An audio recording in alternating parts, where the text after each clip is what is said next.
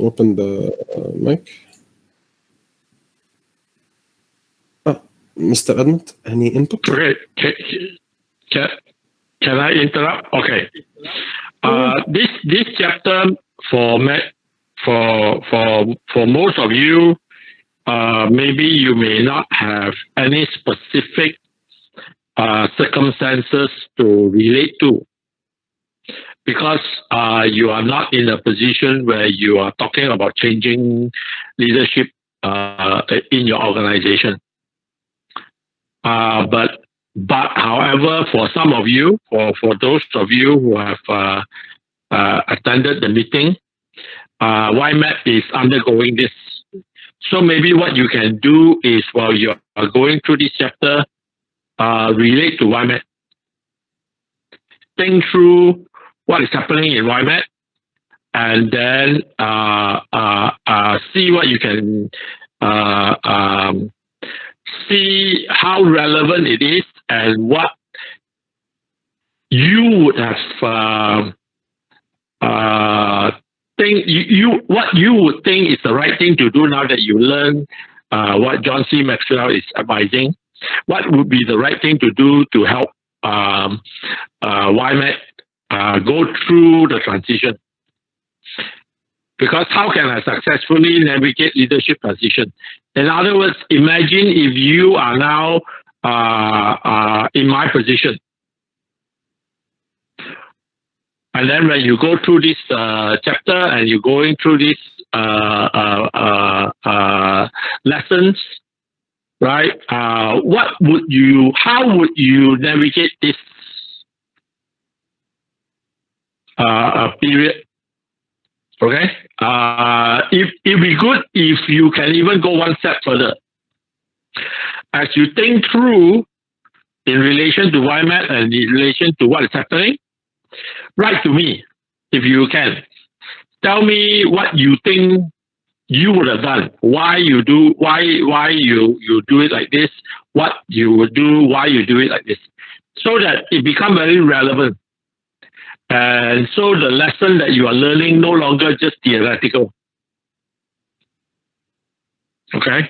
That way, the chapter 9 lesson in chapter 9 become very practical. Okay? Ken? Okay. Actually, I wouldn't fully agree with what you just said, but the early statement that you made about that is not applicable. Because actually, I think that some of the things that were detailed in the book, I wish like some of them would have been a good guideline for me even to decide whether to come to Malaysia or not. Like, although I perceive that the choice was the right one, or I hope it's the right one for my life in general. However, those steps would have eased a lot of anxiousness when I was at the start, and they've taken some pressure off, or at least would have made me more confident. Of course, although the title says for a successful leader to move on to a new position, however, the guideline seems to, or at least for me, I felt it might be a bit applicable, or to at least to a degree. I don't know. We go through the chapter and we let the audience decide. Okay. Now, for the, as you were saying, the first question, when is the right time for a successful leader to move on to a new position, and how to know, sort of way. And it details two kinds. At first, it mentions restlessness. Yeah, restlessness. And that there are two types. There is the good type, which it pulls you forward towards improvement. It aches you for you to do more. I can do better. I can do better than this. There is more in me. I can make it better. I can make it more. I can make it bigger. We can reach more people. We can have a bigger event. We can have two events. Like, it pulls you towards more. And there is the bad one. It comes from a desire to escape. It causes you to be impatient. You just jump out of where you are, but to nothing specific. Just the book urges you to don't leave something, go to something. You don't just jump out of where you are to escape it, or at least that would be that kind of job, to be honest. But that's how you know which kind of type is more, which is one is bad and which one is good. And the restlessness in general, which one, if the good one is fueling a right decision, but if the bad one is your situation, then any kind of opportunity is seen as a stairway to heaven, sort of way. You're taking something. You're just, it's an escape line. Now, how to know which one are you? Those are the questions presented in the book. Do you desire to move away from something or towards something? Have I given my very best where I am now? Am I trying to get away from pain or go towards growth? Am I willing to be patient and wait until a fantastic opportunity presents itself? The answers to these questions will sort of give you a guide or a sense within yourself in what kind of situation you're in. Are you in a good one or are you in a bad one? Now, the steps to move through the process of transition. The book lists those kind of in bullet points. Is that you first consider your possibilities, what are the opportunities ahead of you now, and to the new place, or like the available places that you have. You of course weigh the risks and rewards. Are the potential greater than the risks? And it urges you to be specific with the rewards. No matter how small and minute they are, be very specific and detailed, because that's how you'll be able to measure whether or not it was a good decision. Is what you hope to do achievable? And can you recover from the downside? If let's say you go into a business opportunity or like an investment chance, and if it fails, you go bankrupt and you lose your house, you're unable to provide, then it might not be the most advisable thing to go towards, because although a little bit of risk is unavoidable, however, taking all the risk is also should also be avoidable. Now, number 3, to receive affirmation from your inner circle. We all have our counsel, let's say, of friends, or the ones who you go towards for input, and maybe we have people who have more wisdom or have more experience than us in that particular field. So we should maybe seek their input. And the 4th one is take action and move forward. The parentheses at the bottom is a quote I found, which is more is lost by indecision than by a wrong decision. If you just stay where you are and you're just calm like water, you will get dirty. But a flowing river doesn't get as dirty. It's that sort of way. That at least you're moving, at least you're alive, you're going. Given, of course, that the first 3 points are done with, then yes, no, yes, go ahead, no, okay, then that's it. You don't you don't keep dancing, sort of way. Number 2, what steps can a leader... Wait, Mr. Edmund, any input before I go to the second question?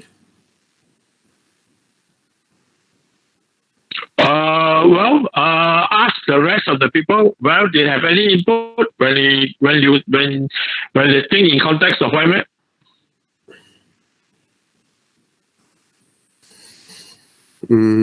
Sure, if anyone wants to do so. I don't know if they will be able to think of something on the spot, or maybe they want a private message. Maybe they're a bit shy to share in public to 5 people. Yes. This one, right? Okay. Take your time. No worries. Please, guys, I do appreciate. Say what you want. Don't expect me to know. Say if you want me to go back to the first slide. No worries.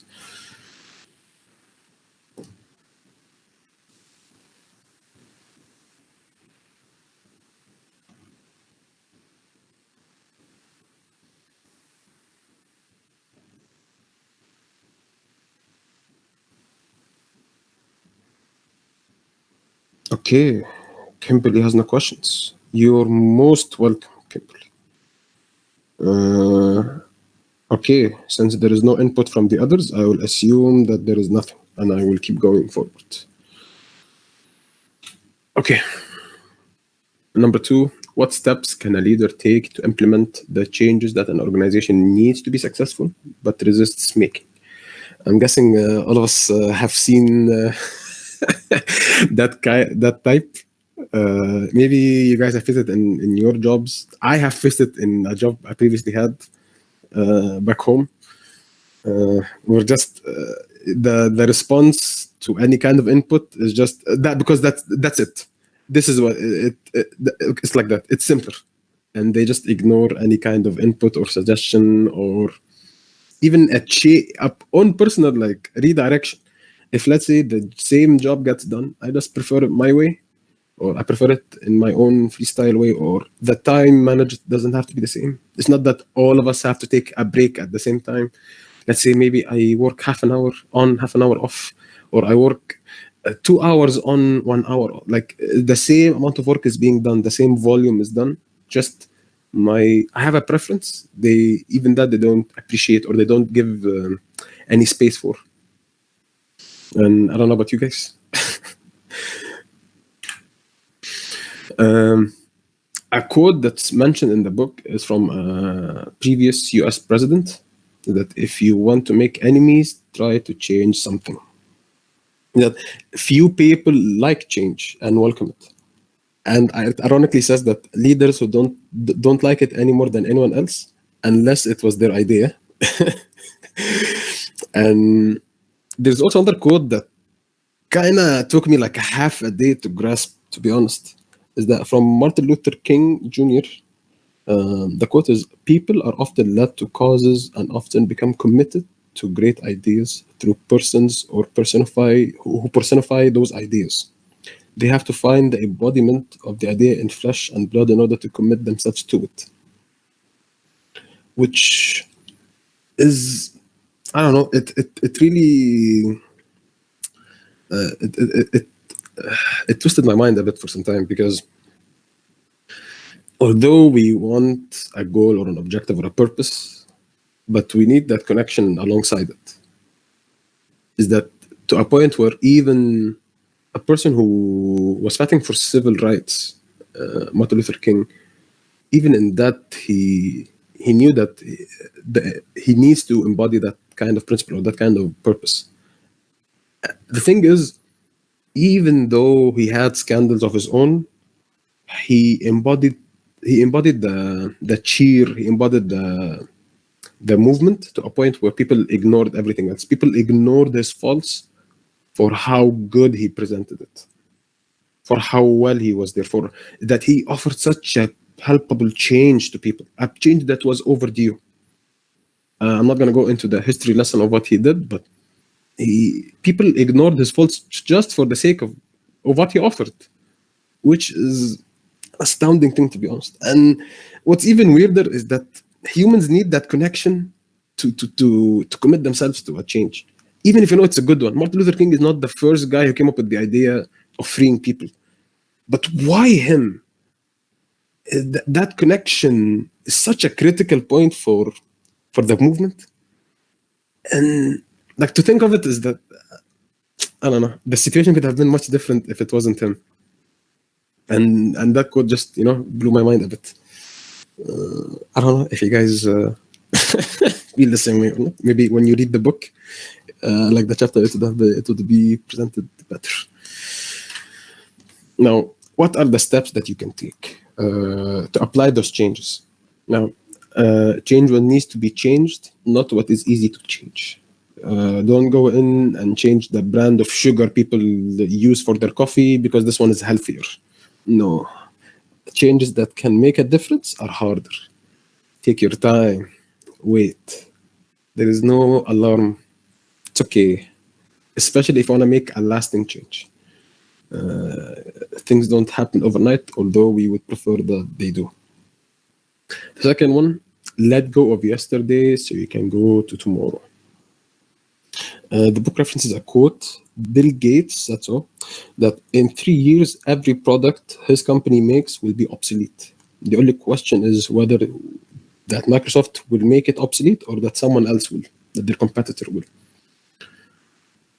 And that engineers are like their whole mindset and their whole idea, their whole belief is that their baby, whatever they produce, they are always trying to make it make a better version, and they always know that as soon as they launch it, they will throw it in the garbage.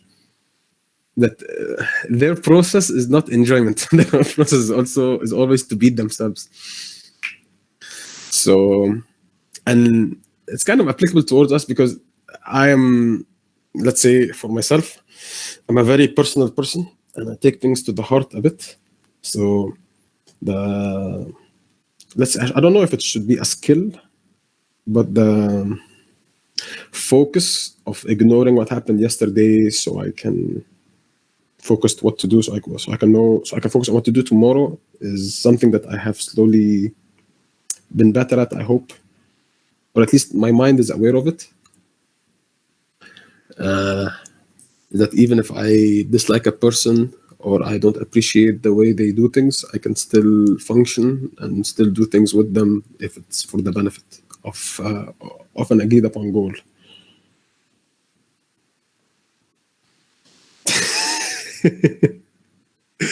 You are rushing. Yeah, right now, speed, you're rushing through my points already. Sadly, I did not know how to do it 1 point by 1 point, so I just put them all in one slide. Your speed is you're rushing right. Now, the third point is communicate the message with simplicity and power. The book mentions an incident with a Coca-Cola CEO. His message is, each of the 6 billion people on this planet drinks. They drink on average 64 ounces of fluids daily, of which 2 ounces of Coca-Cola. So what they need to do is close the 62 gap. They drink 60 ounces, of them 2 are Coca-Cola. Let's increase the Coca-Cola. Either, I don't care how they drink more Coca-Cola, they either increase the number of fluids or the percentage of Coca-Cola goes up. His motto and the company's motto at the time is closing the 62 gap. That's it. There is a very powerful message, and it's a very simple message.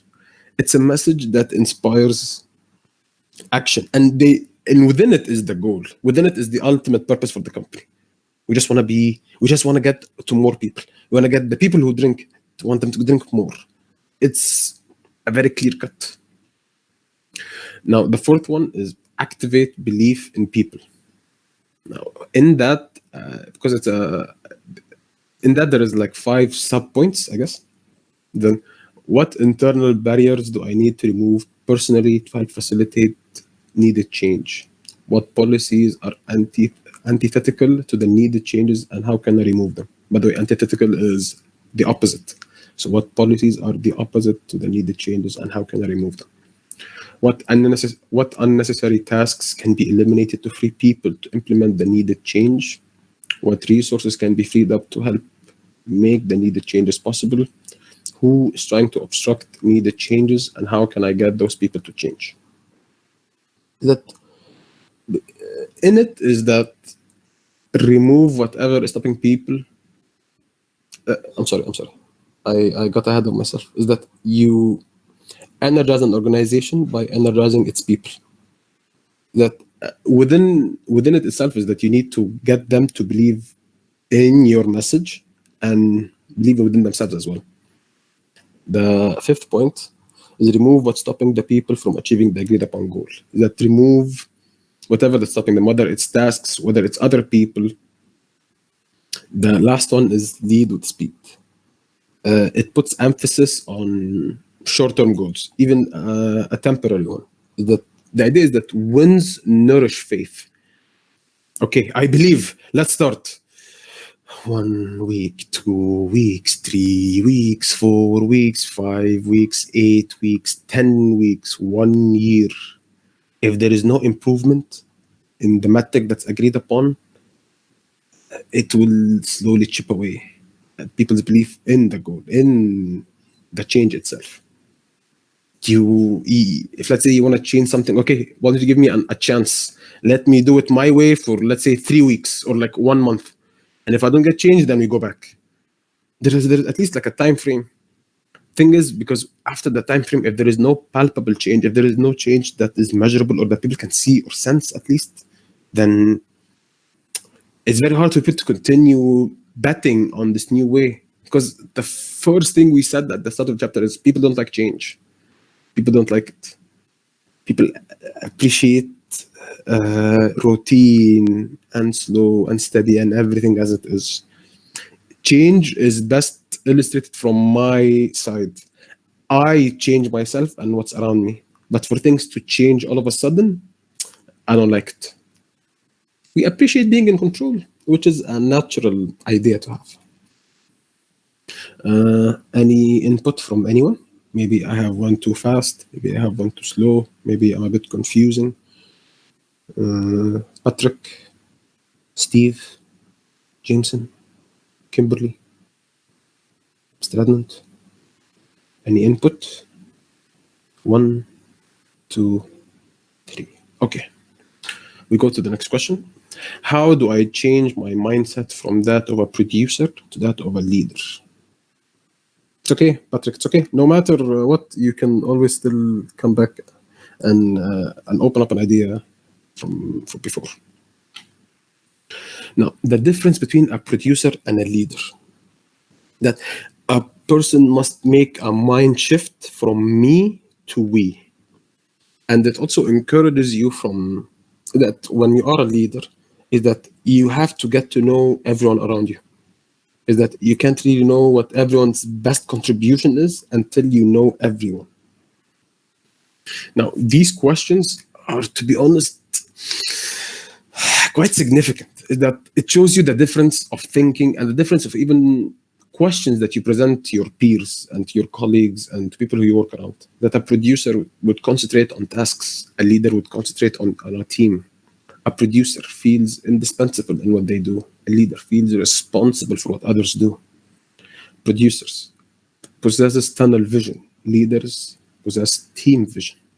Producers think, how can I help you? Leader thinks, who can help us? A producer asks, what can I do? A leader asks, what can we do? A producer produces through addition. A leader produces through multiplication. Now, to be honest, this table blew my mind and I had to take a break from reading and focus particularly on one difference. Because I catch myself doing it. Is a producer thinks, how can I help you? And a leader thinks, who can help us? This particular difference, it kind of stung me a bit because I usually see, okay, how can I help you? And even for myself, is that how can I help myself or how can I help that other person? And only after I am faced with my inadequacies or I'm faced with my limitation, only for someone who is able to help that person.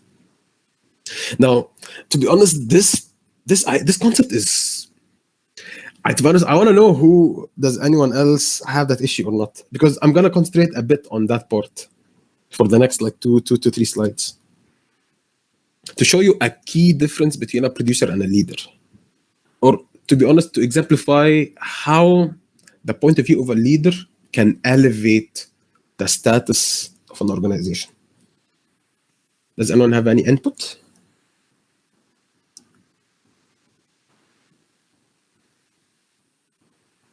Okay.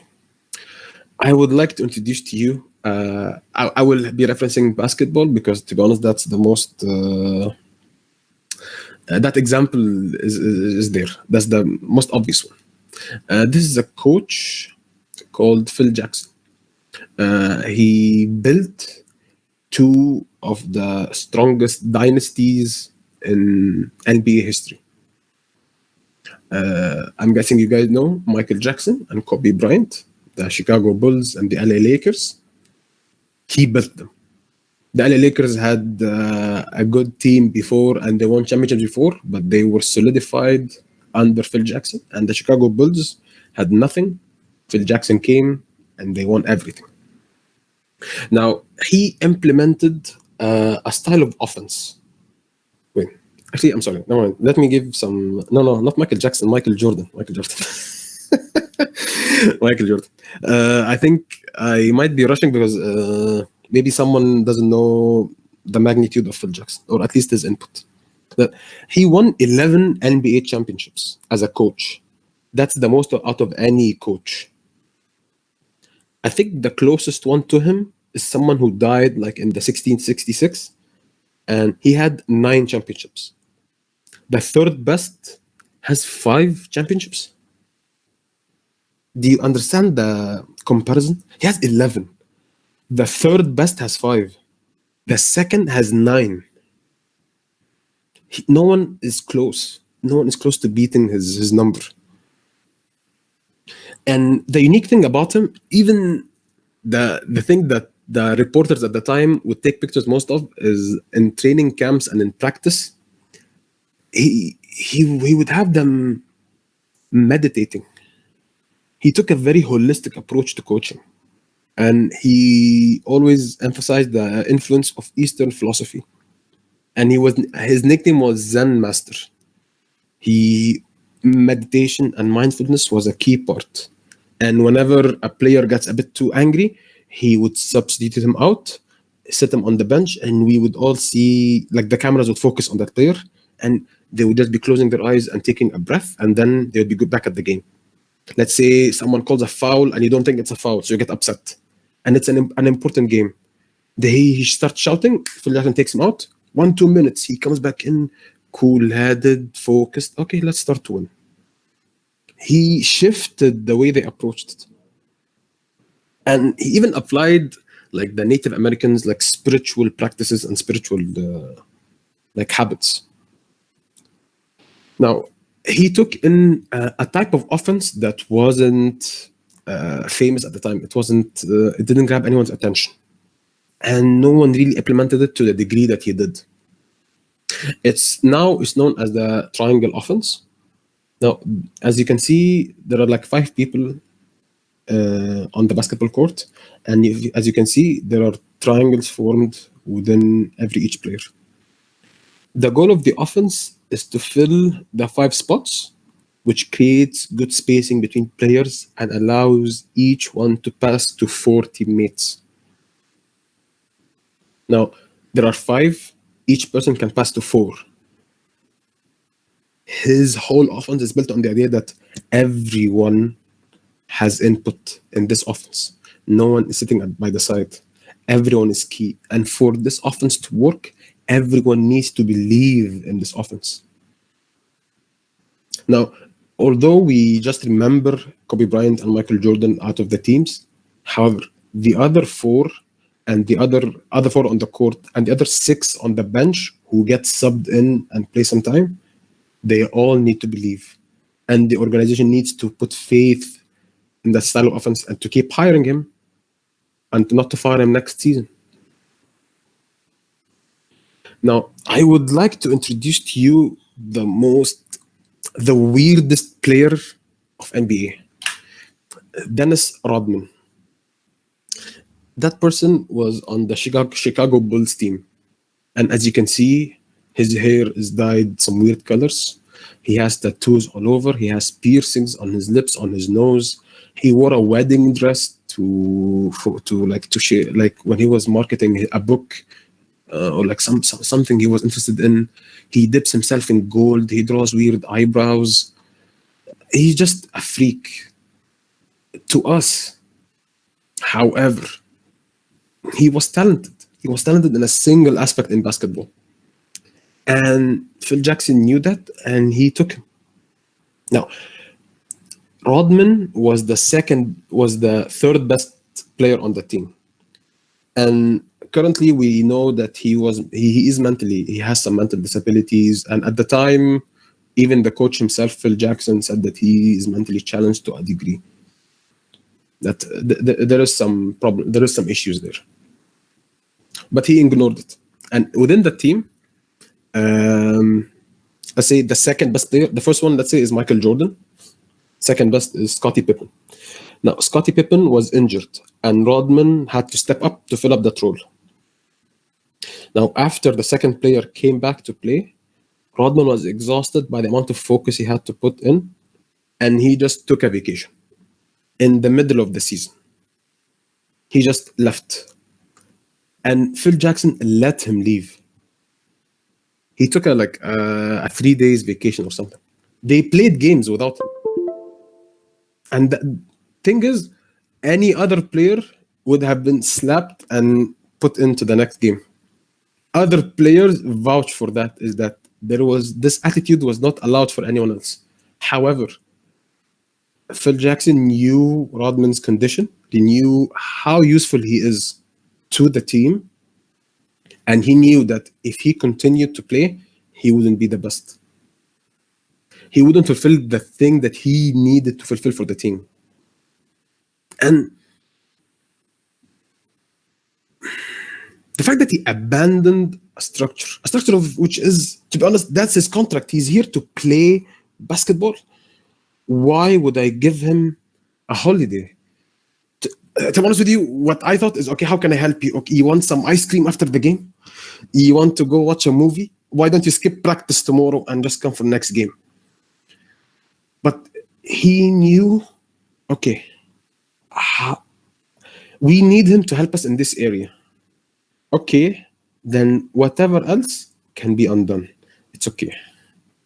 And by the way, this attitude wasn't given to anyone on the team. And to this day, it is a very scandalous story, and it is it's like in quotes, the Dennis Rodman vacation. It's a well-known story, and it amazes me to this day that he actually was able to get through it. So, I don't know if you guys see, I don't know. It's so weird to me. The fact that Phil Jackson, to be honest, has the mindfulness to do it, had the idea, and not only that, not only did he take a chance on him, but the way he knew how to treat each individual person.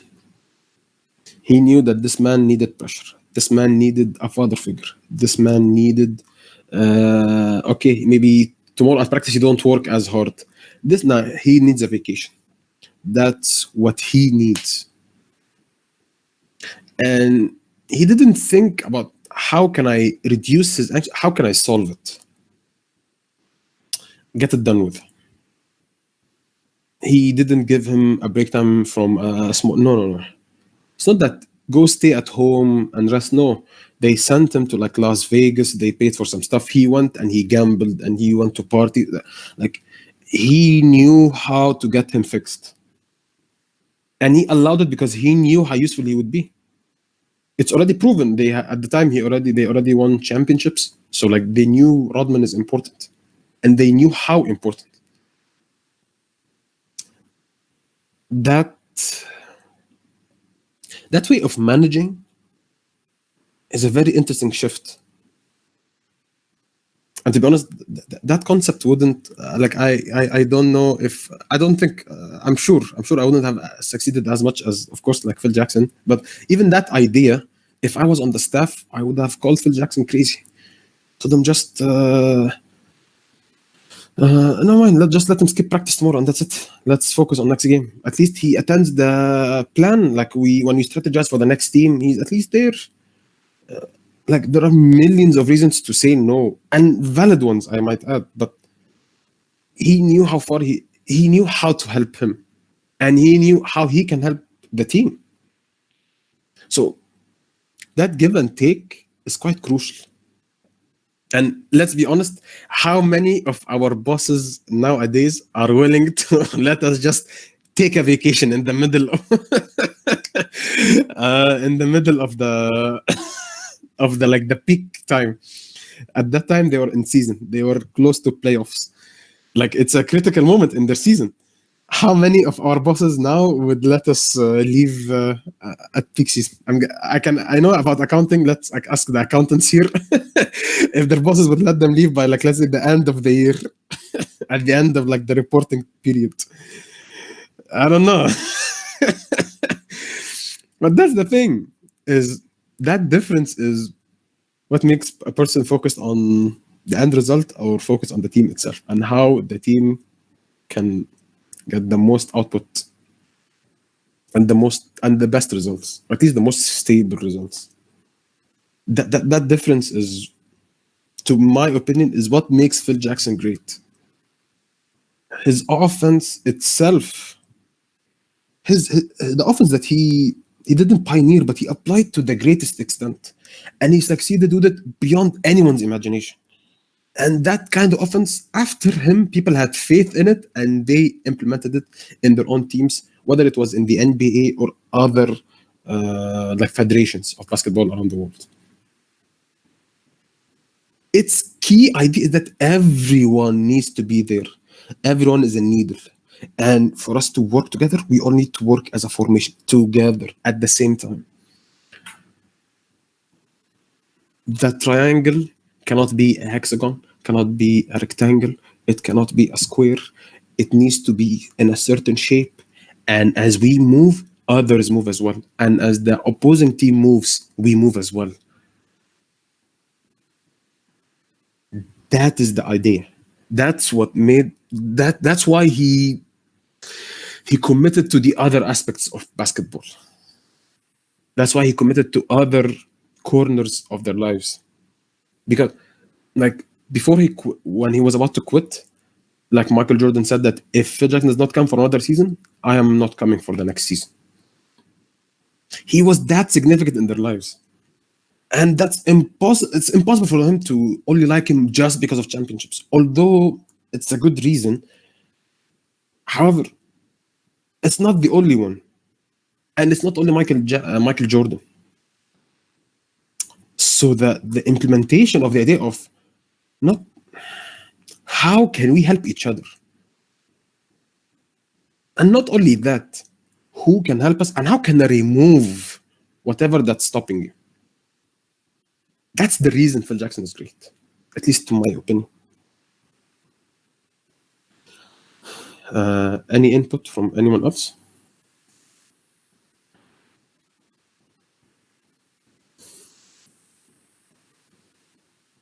Really?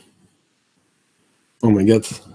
This I had way more explanation, but then I had like 3 more examples, but I cut them all out because I felt that you guys would be sharing something. Okay, I'm guessing we will be ending a bit early. Okay. The next the next point. As an entrepreneurial leader of a fast-growing organization, how do I know whether to transition my role to create structure and stability, or to hire a leader to fill the new needs? I was actually laughing because I remember CK saying something recently about this, but I'm guessing he's not here tonight. Basically, do you get someone to do the job, or do you develop someone to do it? No. What? No. Wait. CK is here? I thought it was Kimberly. Oh, okay. No, I was saying that you were talking about something like this recently. It's good. It's all good. Okay. Thank God I didn't say anything bad. Now, this book puts a lot of emphasis on inviting your inner circle, the council that you have, so that they can help you to focus your energy. The book mentions that the most entrepreneurial leaders don't struggle to find opportunities, they struggle to focus on the best opportunities. That the option isn't the lack of options. The issue is not the lack of options. The issue is which option. And you might be too personally into a particular option or a preference, or maybe you might have some bias. So the council sort of way is there for you to organize your thoughts, set up your head, and see the clear picture. The second one is enlist people who maximize and magnify your energy. Now, for this one, I want to quote the author of the book. He said something that the amount of time that he has to spend to prepare is the same whether he is communicating to 50 people or 5,000 people. Is that whenever there's a speech coming up or whenever there's an event he has to give like a talk, it's the same time. He puts the same diligenceness and conscientiousness at the same time. He puts significance and importance. It is something that's crucial to him. It's his brand. If he goes up and he says something that's dilly-dally, that would ruin his brand. So for him, he's a hard worker. Let's say, well, at least we're assuming he's a hard worker. I haven't met him, but we can see from the result that he puts the same time to prepare for a talk, no matter how many people are going to be there at the talk. Is that if the team can do the work to get more people in the room, it magnifies the energy and makes the most out of it. Let's say I spend 30 minutes preparing my slides. Whether it's one person, 2 people, 3 people, everyone in the class, the whole of YMAT, it's the same amount of energy. Thing is, it's to what extent is it more impactful, I should say. I would say. Is the same energy, but the outreach is much greater. And that is the team's job. That's the people you need around you. People is you do your part, they do their part. The third point is empower people who have skill and energy in areas where you lack them. The concept is that put the right leaders into place, train and develop them well, then empower them to make an impact in their area. Bring up, then let go. Bring up, then let go. Let go, but I mean that let them be. Develop them into their position, and then let it be. They will make their own impact. If you keep micromanaging everyone, first, you won't be able to reach so many people, because if you have to micromanage every single one, it takes so much effort for you to help one person or 2 or 5 or 10 or let's say 100. You're basically living to micromanage them. That's your life.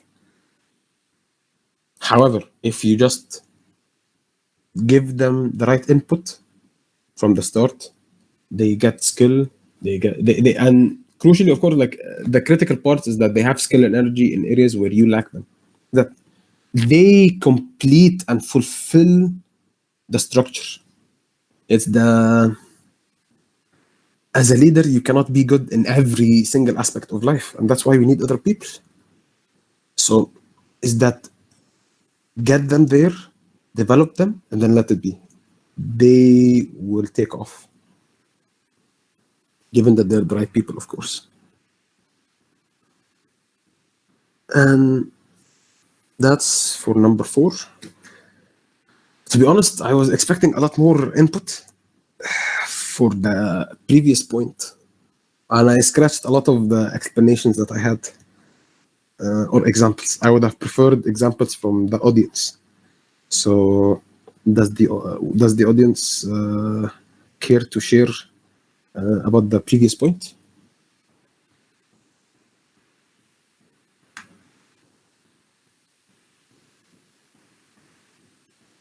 Okay. I don't know if you guys are thinking or not. Then now I know what Kimberly means when she says, you guys still awake. Now I can feel, I'm sorry. I'm usually unresponsive because I lay on my bed listening. But I guess you reap what you sow. I do this to people, so people will do it to me. Oh my God. Okay.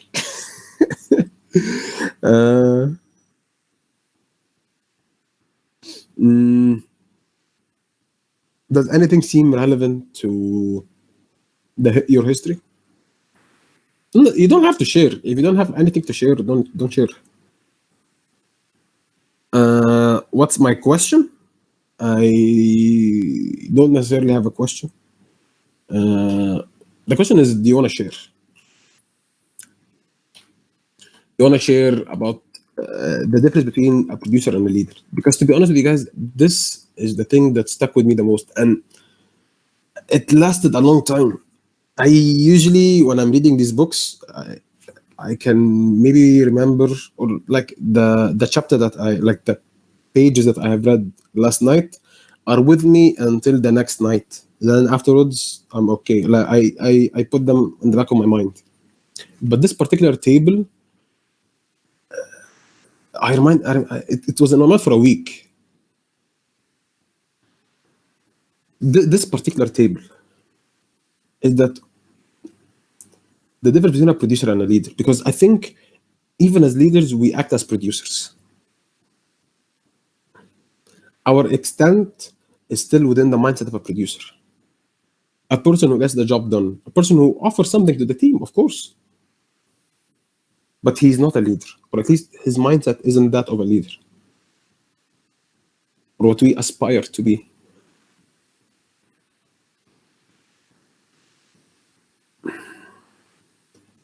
Critically, the question of what can I do and what can we do, how can I help, and who can help? Those questions don't come second nature to most. So I feel that, I don't know, it took some time for me. Okay. Oh, someone is opening the mic. Let me mute myself. Please. Now, one thing very important to think of when you're thinking about producer and leader, do not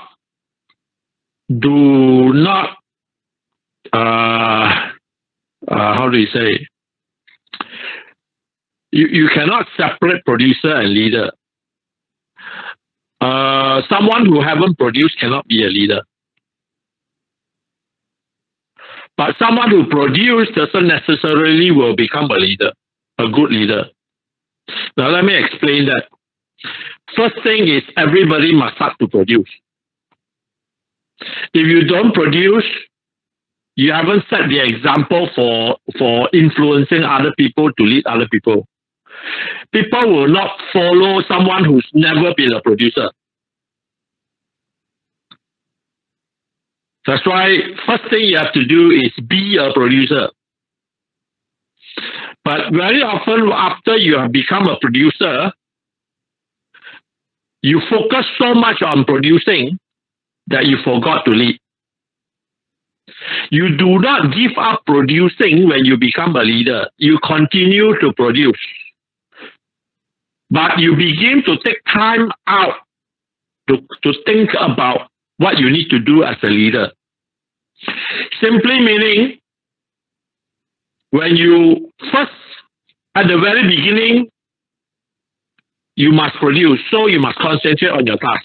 You are not concentrating yourself as a leader. You must first be a producer. So that's why first thing you have to do when you are young, you concentrate on your task and you concentrate on your task so that you can produce results. But once you produce results, people will begin to look to you as a leader. Now, once people begin to look to you as a leader, you become a follower. You have to remember now to concentrate on your follower, who are your team members. But you still have to concentrate on your task. So now you have to concentrate on your task, right? And yet concentrate on your team member. That's the thing. It doesn't mean that once you become a leader, you stop concentrating on tasks and you only concentrate on your team. No, that's not the way it works. Of course, the things that you can now begin to delegate to your team member, you don't concentrate on your task. Your task will not be on producing the result. Your task will be on supervising your team member produce the result, overseeing the team member producing the result. So your producer, the amount of tasks and time and effort you focus on producing will shift because of delegation. And due to the delegation, then your leadership will pick up. Understand? So for some of you, that's why I say for this chapter, not everything is relevant for you yet. Why? Well, you haven't reached a stage of leading long enough to talk about transition, leadership transition. Because you haven't even gone through long enough production to create influence so that you begin leading. That's why you mustn't jump the gun. That's one of the reasons why I say, okay, if you find this chapter not yet quite relevant for you yourself personally, at least one place you can look at is YMAT. Because right now YMAT is going through this transition. So you can look upon it, you can look at it and see, okay, if I am observing and if I am going through this, what would I have done?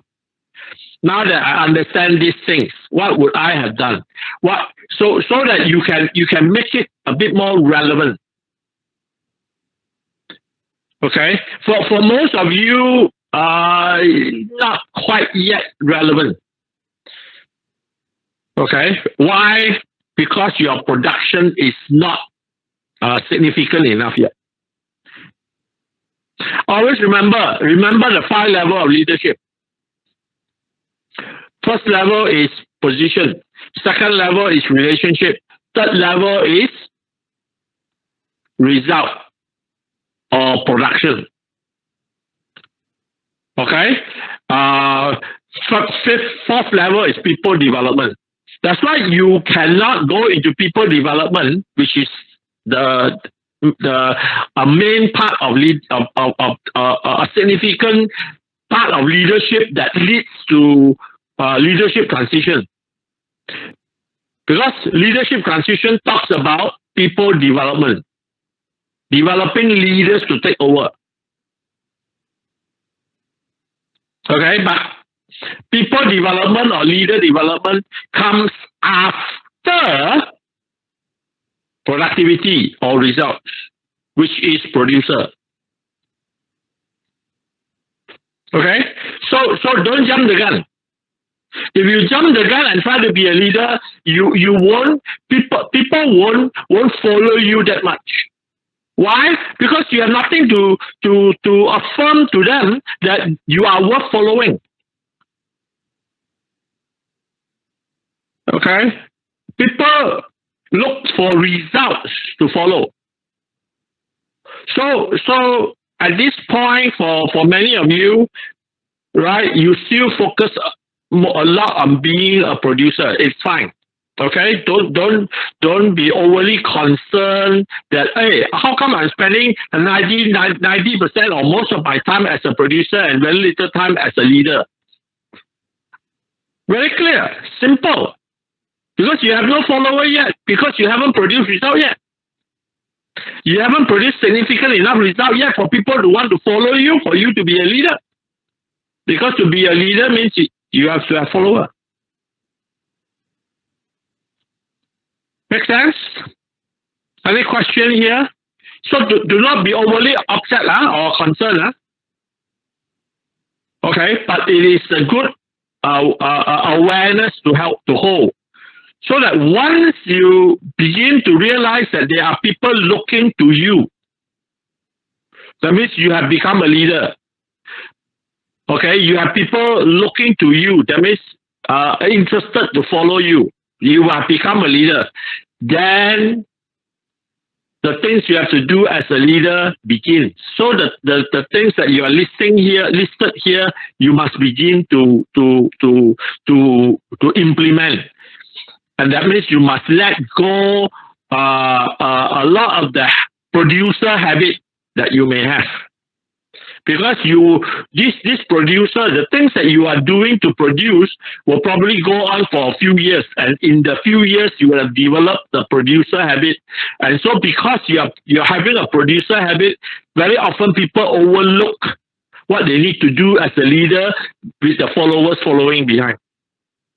And which is why when you overlook with the leaders, as a leader, what a leader should do with followers following behind, then you did not equip your followers, right, for the transition, which is the problem. Can?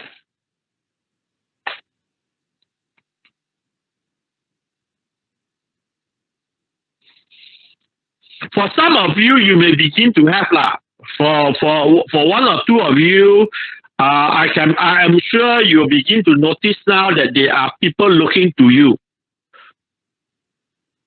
Okay, now this is where, of course, when you have people looking to you, seeking to follow you in some way or another, this is where you must become more and more aware of the slight difference in the things that you will do.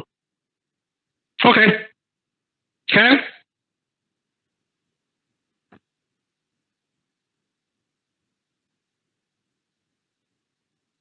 Okay.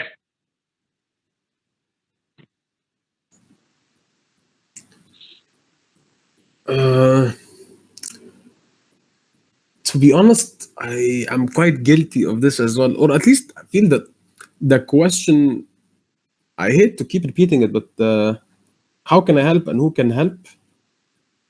That question never really, it's not the first question that comes to mind. And, or at least the phrasing is what, it doesn't come at the start of my thinking. And I don't know if you guys, it comes to you. I'm not sure. I don't know. But just that change is a subtle change, but it's based on what outlook you have. So, yeah. If you have not been a leader long enough, and you don't have significant amount of followers, or you don't have clear-cut followers, how can you ask who can help me or who can help us? You can't. You cannot ask the question who can help us, or there's no point in asking the question who can help us if you do not have significant impact or influence over others. Which means that if you have not built the influence that people will consider if you ask them to help you. That's why you can only ask who can help us if you already know you have followers, you already know that there are people who will. Now, who are these people who will? People who you have already influenced through your productivity. Okay? If you don't have people whom you can rely on to help you, you ask this question, you're only going to get headache. Maybe a good measure, I guess in a way, you can have a good measure of your level of influence as a leader is when you ask the question, who can help me? If you have a lot of people on the list, okay, I have a lot of people who possibly I can ask to help me and who will probably respond positively in helping me. Then you can sort of say that your influence over other people, in other words, your influence under the second level of leadership relationship is already there, and also sufficient influence gained from the third level of leadership, which is results or productivity. So that you know when you ask the question, who can help me, and I have people in my mind, that means you have already achieved some level of level 2 leadership and level 3 leadership. If you ask the question, who can help us, that who are willing to help us, who will respond to our request for help, and you cannot find anybody, well, basically you haven't reached the level of productivity to gain the influence yet. You understand what I'm saying? Yeah. Yeah.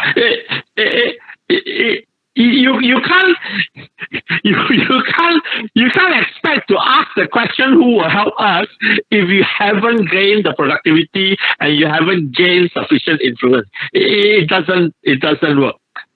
It doesn't work. That's why it is okay in this case, right, to still, for some of you, to still be focusing on how can I help, because you still need to build the productivity. That means you still need to build sufficient level 2 and level 3 leadership influence. And it's okay.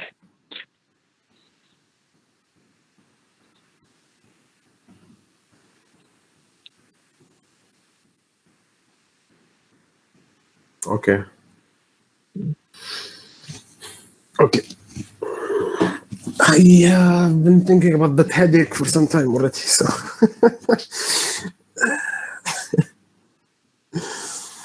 Okay. For this class, to be honest, I stopped at 4 points because maybe it was due to the low number of people or something, I don't know, but I was expecting a bit more interjection. Oh my god, I'm so boring. Yeah, okay. He wants to sleep already, sir. He's yawning, son of mine. We stop at here.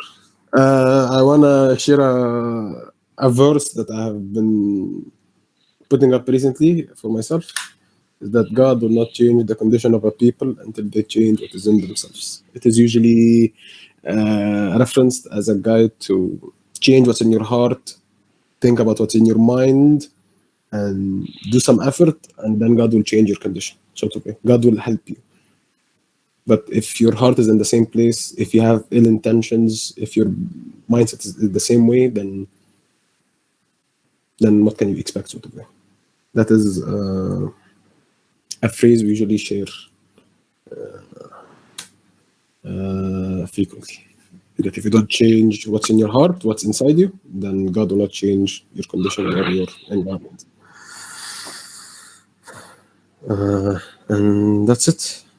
That is it for me for this week. I am nice and easy.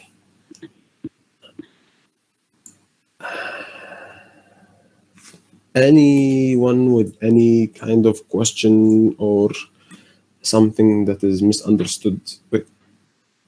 Oh, okay. How can I stop? How can I stop presenting? Okay. Anyone with any input or an idea or a question, or maybe there's a question you don't understand from the ones that I have shared, or you want me to forward the slides to you, you want me anything? Is there any concept that is foreign, or is everything Gucci? Everything is clear.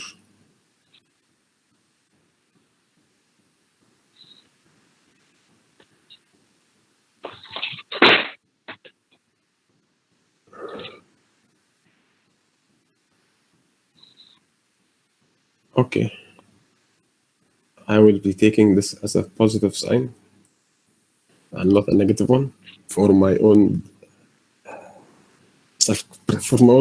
perception. Okay.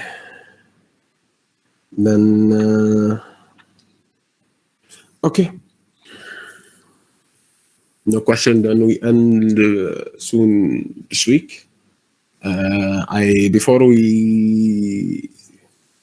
we end, maybe I wanna bring up a topic. Next week is my assessment week, and it'll be very hard for me to continue with the lesson. So there are two options. Either you guys wait for me till the week after for me to give the next class, or I think we are quite late. If you guys don't want to stop, I think that of course Sir can maybe take over if he wants to accept, and if you guys want to continue, so we don't drag this book any longer. he also has like an attitude class coming soon. So I don't want to drag this book for a long time. What do you guys think?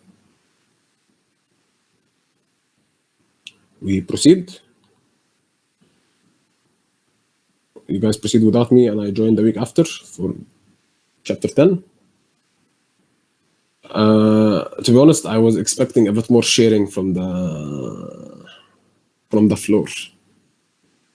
I stopped here because the previous part I found that a bit it should have some input, but never mind. I expected wrongly. My mistake. For the book, I am halfway. No, why are you apologizing, my friend? No need. For the book, for this chapter, I am halfway there. I finished half the chapter already. So it should be done within a week. Yeah, like within one more class.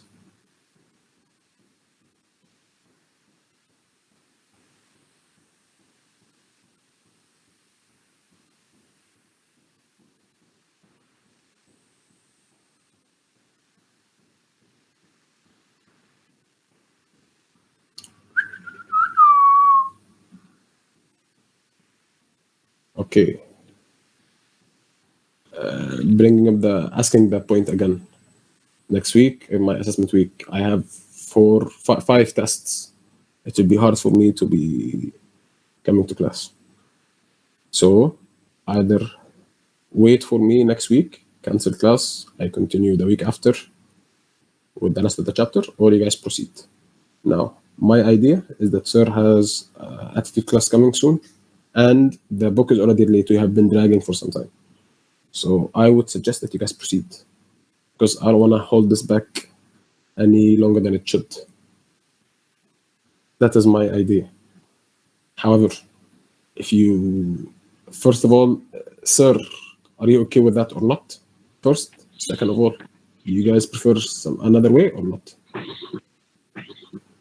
Never mind. We decide who came here. They lose their voting rights. They are absent. They are absentees in the vote. We short quickly tick 7 people. We decided together.